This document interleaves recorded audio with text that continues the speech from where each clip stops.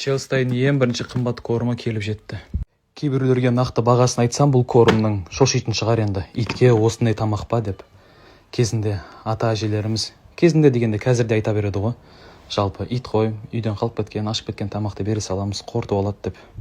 Сөздің ашығы Челстайға ашып кеткен тамақ бермеппін ешқашан. И берсең де ол жемейді оны. Мен сенбейді.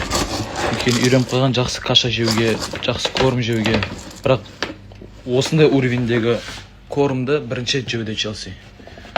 Осындай премиум класстағы качество. Қараңыздаршы на корм түрін. Иісін айта алмаймын енді, кәдімгідей өзін жегін келетіндей керешке ғой. Жалпы сен ақылды итсің, Челси. Мен қазір мынаны салам. Сен тоқта. Біреуін ұрлап алу керек қой. Біреуін ұрлап алу керек обязательно. Сен ұрсатпен жеу керексің ғой, Челси. Нақты 2 порция. Аналар тойдыр. Асықспай, түсірмей, дұрыстап же.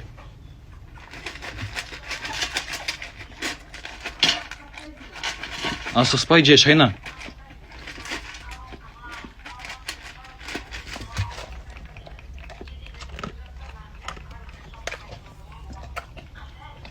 Шайнап же, Челси.